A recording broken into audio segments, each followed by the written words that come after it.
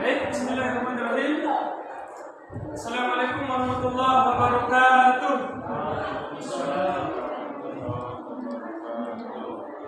Alhamdulillahirabbil alamin.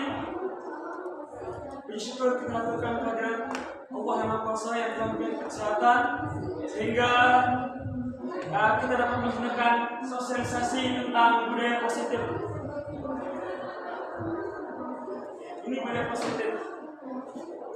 Saya sendiri Ismail, CGP Angkatan 11 dari SN 1 Tanjung, Kabupaten Maluku Utara. Di sini saya akan sekedar untuk bersosialisasi bagaimana sih sistem budaya positif dengan kita laksanakan. Oke, sebelumnya saya hormati Bapak Guru hebat SMA Negeri 1 Tanjung. Baik, di slide ini saya sudah memaparkan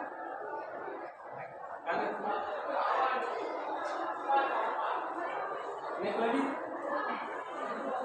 Oke, nah ini loh konsep budaya positif. Konsep inti dari budaya positif itu ada 8 prinsip. Yang pertama, perubahan paradigma positif. Tidak ada yang negatif, yang ada positif. Nah, yang kedua, disiplin positif. Nah ini mulai dari diri sendiri karena disiplin positif. Kenapa? Tidak mungkin siswa itu bisa berubah karena kita seorang guru tidak mau merubah disiplin kita sendiri. Mulai dari guru itu sendiri atau diri sendiri. Yang kedua, nilai-nilai kebajikan. Nilai-nilai kebajikan ini memang harus tertanam pada setiap guru. Bukan cuma individu saja, tapi semua guru. Karena dasar yang dilihat oleh anak-anak kita adalah kebajikan itu sendiri yang kita bisa nanti tanamkan kepada siswa-siswi kita yang hebat. Yang selanjutnya, kebutuhan dasar manusia. Nah, di sini yang sering terjadi kontroversi antara guru dengan siswa, di mana kebutuhan dasar itu ada beberapa problem. Contoh problem yang nyata, misalnya anak-anak kita katakan dia nakal. Satu contoh mungkin anak-anak kita menyenggol temannya. Nah, begitu nyenggol, akhirnya buku pensilnya jatuh. Dia melapor kepada kita. Ternyata anak yang bisa tadi melapor, kita harus selesaikan dengan sistem segitiga restitusi. Yang nanti kita akan bahas di materi yang terakhirnya. Di sini kebutuhan apa kira-kira anak itu? Kenapa dia menyenggol? Gitu. Apa faktornya? Itu kita cari bersama. Siapa tahu anak itu nyenggol, mungkin ada faktor apa sama temannya. Oke, selanjutnya motivasi perilaku manusia. Yang namanya motivasi itu sebenarnya dorongan yang harus dimiliki oleh seorang guru supaya mengarah kepada positif. Ya, sesuai dengan budaya positif. Posisi kontrol seorang guru. Nah, posisi kontrol itu saya di antaranya yang paling baik itu adalah posisi kontrol manajer. Nanti akan ada dalam slide selanjutnya satu. Yang selanjutnya keyakinan kelas. Ini tentang peraturan. Dan yang selanjutnya segitiga restitusi, ada video nanti yang saya akan tayangkan.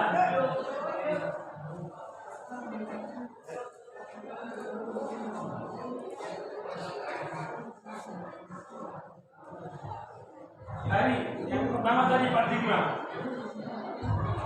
Nah ini pembelajaran dengan paradigma baru. Di sini pembelajaran dengan paradigma baru merupakan pembelajaran yang dirancang berdasarkan prinsip pembelajaran berdiferensiasi. Jadi tidak seperti dulu. Dulu kan sistemnya monoton kita ngajar. Catatan anak sudah catat selesai itu pulang. Selesai aku istirahat gitu. Nah, kalau sekarang metode kita bermacam ragam. Sini ada berdiferensiasi. Nah, sehingga nantinya peserta didik belajar sesuai dengan kebutuhannya berdasarkan tahap perkembangan Teori psikologi modern pendidikan profil pelajar Pancasila. Itu ada profil pelajar Pancasila sebenarnya. Beriman kepada Tuhan Yang Maha Esa, berkebinekaan global, gotong royong, kreatif, analitis dan mandiri. Memang ini rencana daripada Menteri Pendidikan supaya yang 6 ini bisa diperoleh sama anak-anak di sekolah. Sedikit tidaknya mungkin satu di antara yang ini bisa diterapkan di sekolah kita.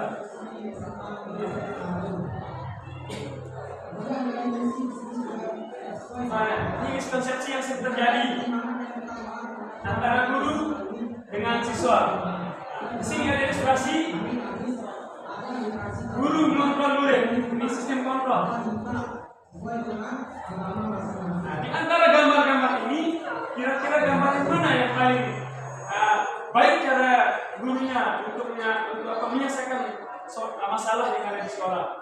Di sana ada ilustrasi bahwa kritik yang membuat rasa bersalah mampu menguatkan karakter. Dan yakin siswa itu. Yang selanjutnya ilustrasi bahwa orang dewasa berhak memaksa. Apakah seperti itu? Tidak mungkin kan? Karena kita ada HAM seperti Indonesia. Oke, nah ini ilustrasi terakhir. Semua penguatan positif, efektif dan bermanfaat. Ada gambar.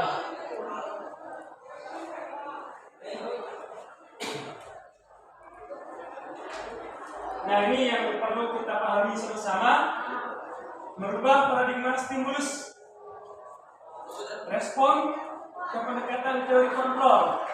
Nah ini stimulus itu teori kontrol. Bagaimana kita merubah anak, ini stimulusnya. Rangsangan bagaimana cara menangani anak. Satu realitas, real dulu, nyata. Tetapi kebutuhannya yang kita lihat nyata. Jadi anak-anak kita mungkin beda-beda kebutuhan. Sama-sama siswa cuman kebutuhannya beda-beda. Nah, terus teori kontrolnya realita kebutuhan kita berbeda betul. Anak-anak kan beda-beda kebutuhannya kan. Mungkin ada anak yang cepat paham, ada anak yang lambat paham. Inilah yang perlu kita terapkan sama anak-anak itu. Oke, nah, semua orang melihat hal yang sama, yaitu di stimulus.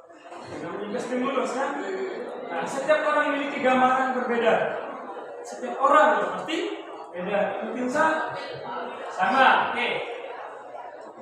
Selanjutnya kita mencoba mengubah orang agar berpandangan sama dengan kita. Itu keinginan kita. Tetapi di teori kontrol tentang dunia, kita berusaha memahami pada orang lain tentang dunia. Pahami dong gitu. Jangan apa yang kita inginkan kita harus kamu seperti ini. Itu yang tidak diperbolehkan dalam dunia pendidikan kita. Oke, perilaku buruk dilihat sebagai suatu kesalahan. Ini. Nah, sebentar-sebentar kita mengatakan kamu salah terhadap anak didik kita. Padahal kita belum bertanya kenapa faktor penyebab kami melakukan kesalahan. Nah, semua perilaku memiliki tujuan. Nah, ini yang nanti kita bahas. Yang kedua, disiplin positif. Selanjutnya.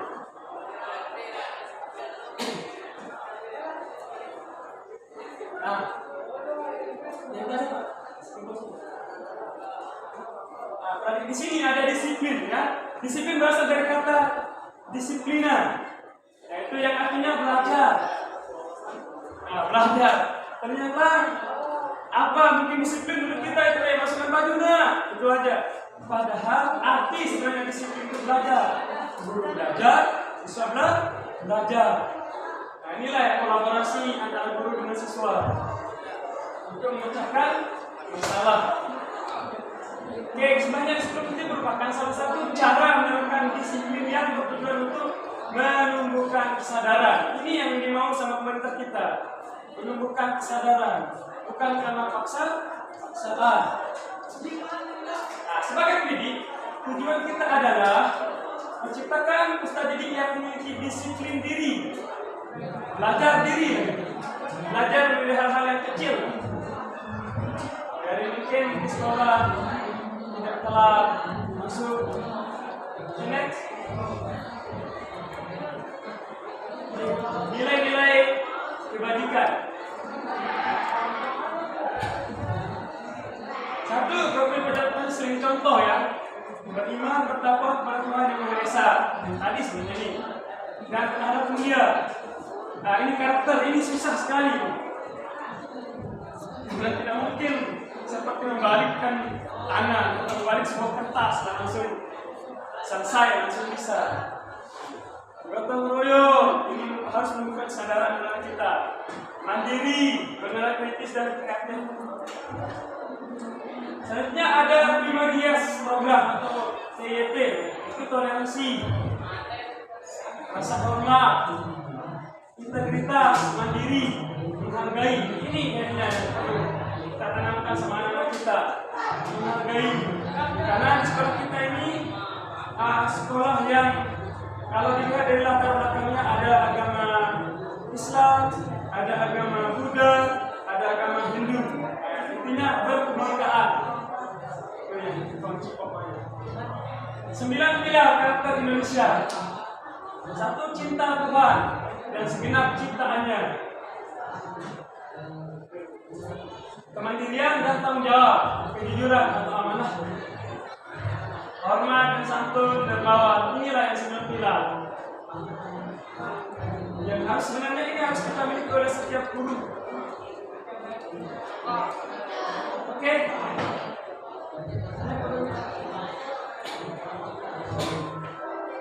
Ini kebutuhan dasar. Kebutuhan manusia adalah segala sesuatu yang dibutuhkan oleh manusia untuk mempertahankan keseimbangan kondisi fisiologis dan psikologis yang bertujuan untuk mempertahankan kehidupan dan kesehatan. Nah, ini ada sebuah ilustrasi contoh yang sempat saya baca. Di sana ada anak yang mengambil makanan anak yang lain. Ambil makanannya. Nah, setelah diambil, ada sendiri yang dimakan. Nah, itu oleh seorang guru dikatakan, oh kamu nakal nak. Kenapa seperti itu? Itu namanya mencuri ya. Nah, kita langsung aja istilahnya dihukum ada itu, atau menjustis ada itu. Pada sesungguhnya kita tanya, nak kamu kenapa kok mengambil makanan temanmu? Apa tujuan kamu? Apa alasanmu? Kira-kira apa faktornya? Setelah ditanya, ternyata anak itu belum sarapan di rumahnya. Nah, itu tujuannya survival, itu mempertahankan hidup sebenarnya. Jadi inilah salah satu yang tujuan daripada budaya positif itu sendiri.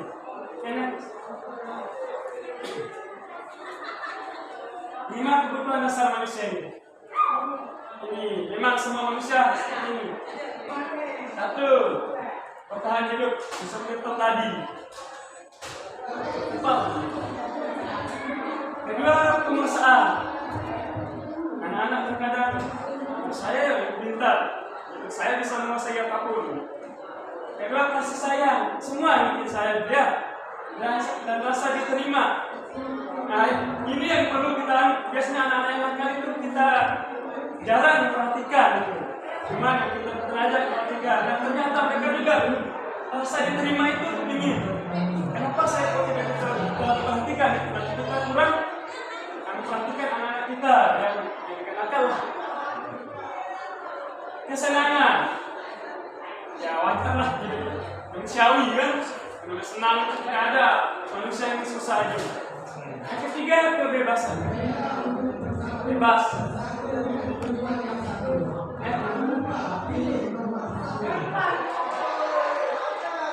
Motivasi perilaku manusia. 1, untuk menghindari ketidaknyamanan atau hukuman. Ini ya, yang sering kita lakukan, termasuk aku sendiri. Saya sendiri sering melakukan ini. Nah, hukuman sama anak itu. Kita menjadi sama anak. Salah sedikit, kamu salah. Kamu berdiri di lapangan. Itu kan sebenarnya berdiri di lapangan itu 2 karena pertama fisiknya, kemungkinan anak itu kita tidak tahu kondisinya sehat atau tidak. Yang kedua psikologisnya. Siapa tahu dia malu dilihat sama temannya. berdampak pada kita. Itu hukuman. Untuk mendapatkan imbalan, nah ini yang saya kasih reward. Nah, siapa yang bisa menjawab ini, saya kasih permen. Memang termotivasi. Tapi besok ketika kamu tidak kasih reward dan sebagainya, enggak, dia malas. Jadi tidak tumbuh sendiri kesadarannya. Anak-anak itu bagaimana supaya tumbuh sendiri kesadarannya atau intuisinya lah, hati nuraninya. Yang ketiga, menjadi orang yang mereka yang menghargai diri sendiri dengan nilai-nilai yang mereka percaya. Yang harus kita lakukan, menghargai terutama diri sendiri lah, yang mengatakan diri sendiri, pintarlah dan sebagainya.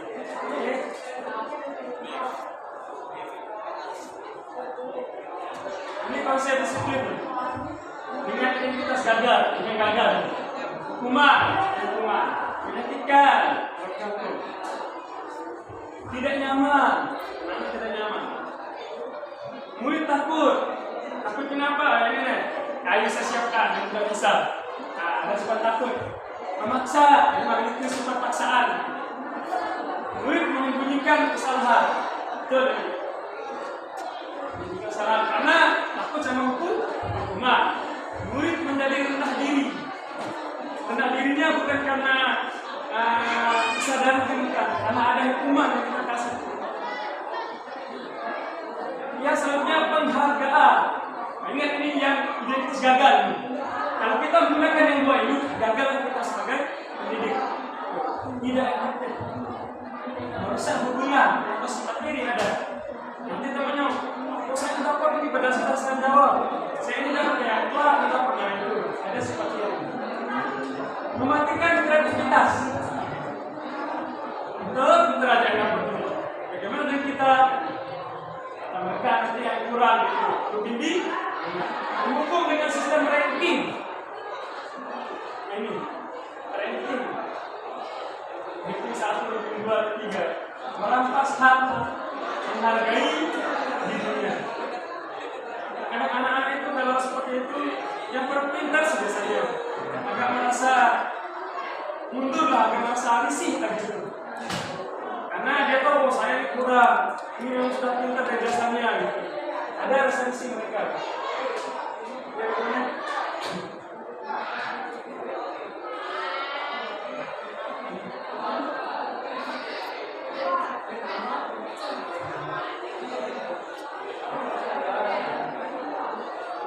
Proses disiplin dengan identitas gagal. Ini yang sukses. Ini kita pakai konsekuensi sama restitusi. Konsekuensi penguatan jangka pendek. Konsekuensi ini anak-anak yang misalnya menjatuhkan tren rusak dan sebagainya, konsekuensinya apa ya, ganti. Konsekuensi perlu monitoring berkelanjutan, perlu dievaluasi. Tidak sehari lah gitu. Stimulus atau respon, bagaimana respon dari peserta didik. Murid menghormati peraturan. Sebenarnya kehilangan waktu untuk memenuhi kesalahan. Nah, kalau pendek itu konsekuensi. Ya, seperti tadi itu kalau ada anaknya yang rusak, hari ini ganti, gitu kan? Nah, itu proses. Restitusi. Murid bertanggung jawab untuk perilakunya. Bertanggung jawab. Oke, kita ada videonya. Fokus pada pemecahan masalah jangka panjang. Sudah bisa anak-anak itu dalam jangka sehari berubah kan? Murid menghormati dirinya dan orang lain. Ini konsep yang luar biasa, dari diri. Kalau tidak dari diri, ya tidak mungkin. Anak-anak yang loncat tembok itu karena tidak menghargai dirinya. Bagaimana dia menghormati sama orang lain kan? Bagaimana juga dia bisa menghormati orang lain. Teori kontrol atau diri yang memegang kontrol. Saya yang bisa menguasai diri saya. Dia bisa menahan. Begitu mau berbuat kejelekan, kalau saya tahu ini adalah suatu kesalahan, ditahannya. Murid bersemangat memperbaiki kesalahan. Ini ada dua ya, jenisnya sukses. Tadi yang gagal.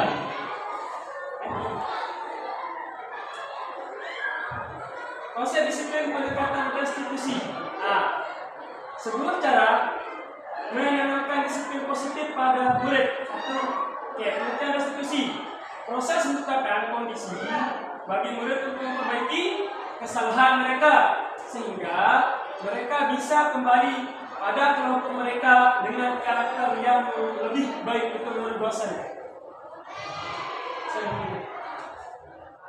Apa sih ciri-cirinya restitusi? Nah, satu, bukan untuk menebus kesalahan, namun untuk belajar dari kesalahan. Jadi kalau menebus itu nanti konsekuensi dari. Jadi gimana caranya supaya anak-anak itu sadar diri ya. Namun untuk belajar dari kesalahan tidak belajar, ternyata ini tidak baik. Kalau saya begini itu tidak baik, kalau saya begitu. Jadi dia sadar sendiri. Memperbaiki hubungan yang tadinya mungkin sama temannya ada problem lah. Ya ada rasa sifat minta maaf. Temanku ini mohon maaf kesalahan kehilapan. Itulah. Tawaran bukan paksaan, ditawar. Tapi sifatnya tidak memaksa. Restitusi mencari kebutuhan dasar yang mendasari tindakan. Tujuanmu, nak seperti ini kenapa? Misalnya contoh, kenapa kamu terlambat nak? Tujuannya apa? Alasan apa? Kita harus ada dasarnya supaya tidak langsung menjudge. Restitusi diri adalah cara yang paling baik. Memang ini luar biasa TGP. Selalu kepada diri, tidak kepada orang lain dulu. Diri dulu. Makanya modul dari semua modul itu ya selalu mulai dari diri kita dulu, baru ke orang lain, terutama peserta diri kita. Restitusi fokus pada karakter, bukan tindakan, karakternya yang terlihat. Restitusi fokus pada solusi, karakter solusi. Restitusi mengembalikan murid yang berbuat salah pada kelompoknya supaya mereka mau berbalikan, mau saling memaafkan. Jadi kedua belah pihak aman, damai, peace.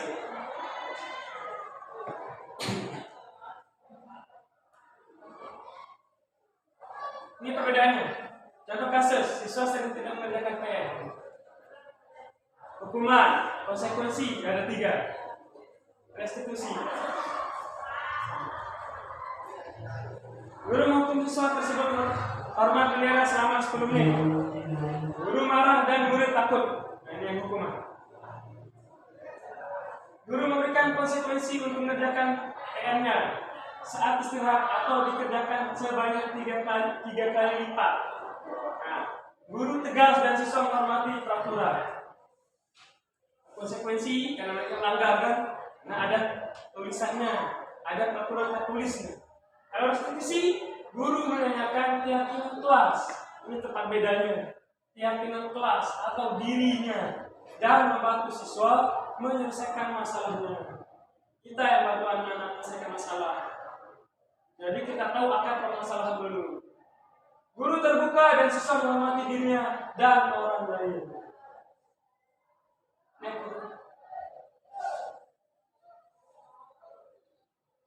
Ini penghukum. Ini guru yang luar biasa yang membawa hukuman dalam ini. Dia langsung bawa palu besar ini. Nah, ini sekedar contoh aja ya. Itu yang membuat bersalah tuh. Membuat rasa bersalah. Sebenarnya dia tidak terasa psikologisnya kena itu. Betul berupa nasihat, tapi dia merasa salah begitu. Kata renung lagi.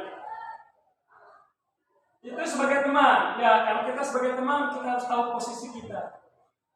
Bahayanya sedikit problem, ini kan teman, jadi seolah guyonnya itu lebih. Harus kita bisa memposisikan diri. Ini yang pemantau.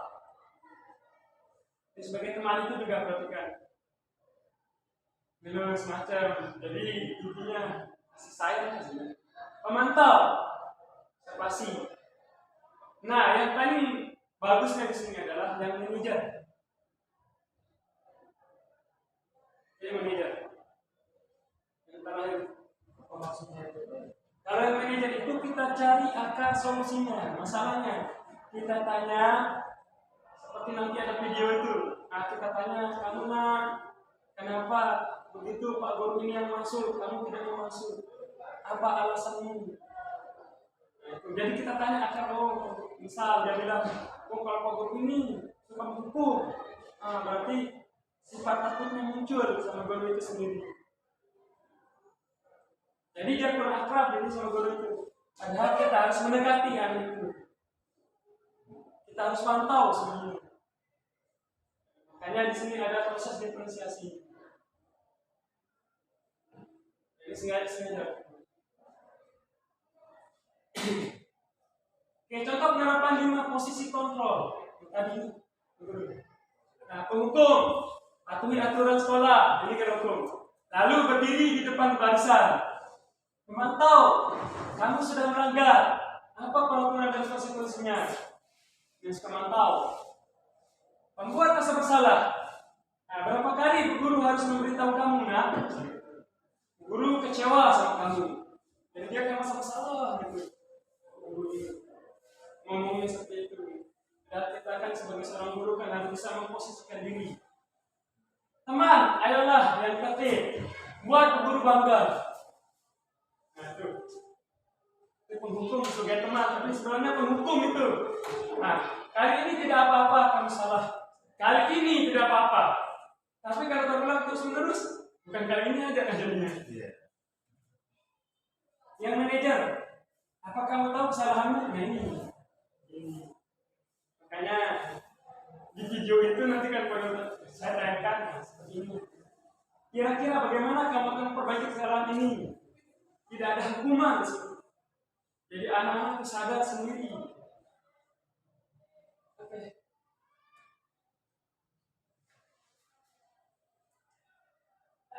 Mengapa keyakinan kelas?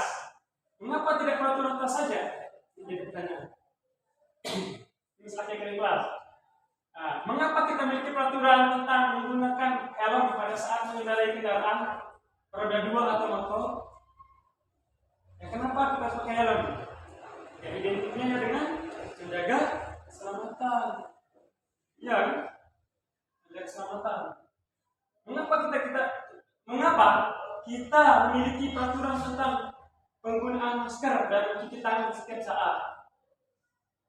Ya, polusi lah kan gitu. Mungkin juga tertular sama temannya yang lagi kurang sehat. Jadi, ya kena kelas. Oke, ini kegiatan membuat keyakinan kelas. Nah, guru bersama siswa membuat keyakinan kelas. Ini yang pertama diskusi. Yang berdiskusi. Yang berdiskusi. Menyusun peraturan. Inilah kita lakukan pertama. Habis kita berdiskusi, kita menyusun peraturan. Itu menjadi keyakinan. Menjadi keyakinan. Kenapa tidak peraturan ke guru? Kenapa keyakinan? Menempelkan keyakinan di kelas. Keyakinan yang dibuat itu harus dicatat. Nah, jadi di sini kalau kita menggunakan keyakinan kan, kalau peraturan kita buat, jadi bisa dilanggar, ditempel, bebas ke peraturan. Tetapi kalau keyakinan kelas, anak-anak itu tembak kemana-mana, karena keyakinan itu ada di hati. Di sini loh dia nempel gitu. Dia pulang dari sekolah tetap keyakinan ini. Itu intinya sudah tertanam dalam hati nurani. Ya, kalau yang jadwal kita buat itu tinggal ditempel di mana-mana, bisa tinggal dibaca. Tapi kalau keyakinan dibawa kemana-mana, itu terletak perbedaan keyakinan dengan peraturan. Nah, itulah keinginan daripada menteri kita. Nah, mungkin step by step atau selangkah demi selangkah dia akan berubah. Jadi peraturan itu sudah tertanam gitu di hati masing-masing. sekolah. Enak. Nah, bagaimana membentuk keyakinan kelas? Abstrak daripada peraturan. Ya enggak? Enggak nampak. Masa kena nampak, tapi dia terkumpul di dalam hatinya. Jadi kalau konkretnya nyata, kurang itu kita buat. Sedikit saja, biar mudah diingat. Betul. Tepat waktu kan? Kalau udah tepat waktu masuk kelas tepat waktu kan? Datang di sekolah tepat waktu. Dan sudah bersyukur. Yang kedua, berupa pernyataan universal menyeluruh. Jadi menyeluruh.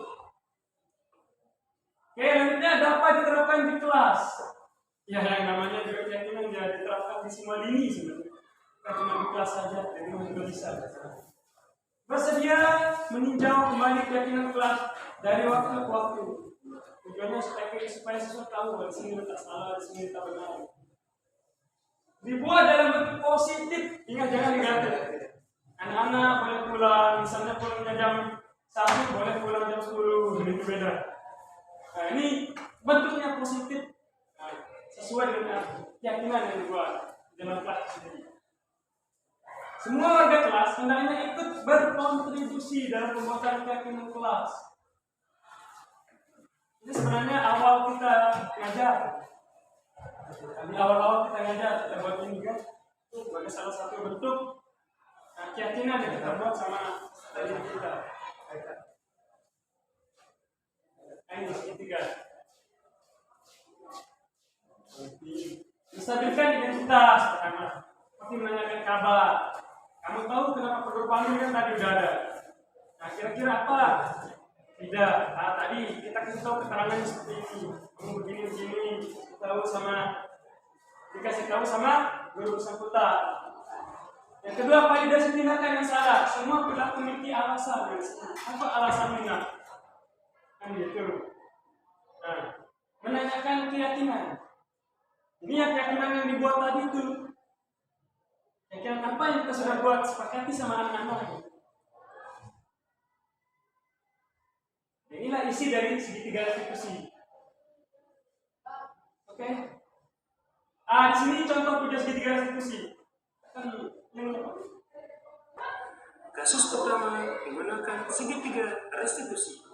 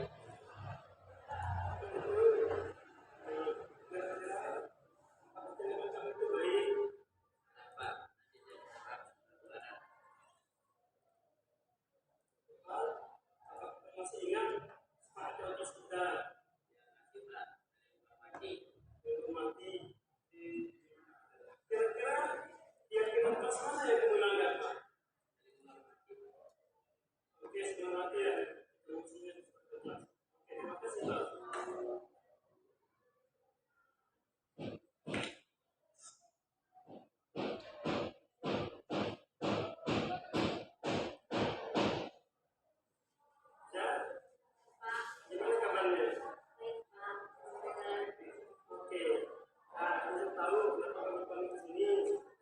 Tahu Pak. Baik. Untuk dapat informasi dari grup tiket, katanya kamu sedang boros di jam-jam 12 atau jam 1, itu benar? Kira-kira kenapa? Apa alasannya?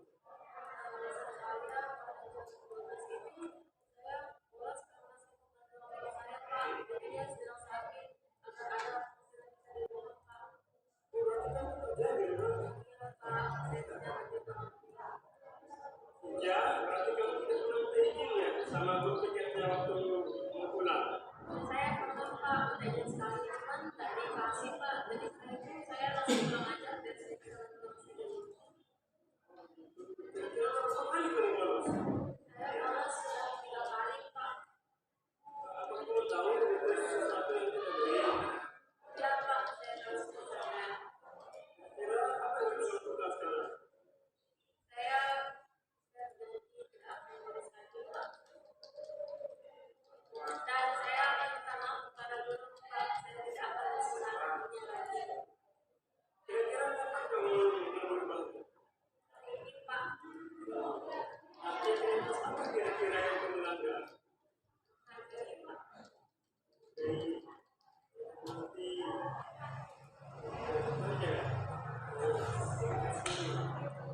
saya Muhammad Abdul Melihat pernah sekali melakukan praktek segitiga restitusi. Saya diajarkan mencari solusi dari masalah saya sendiri. Terima kasih Pak Guru Ismail. Saya Isa, saya senang sekali melakukan praktek segitiga restitusi. Saya diajarkan mencari solusi dari masalah saya sendiri. Terima kasih Pak Guru.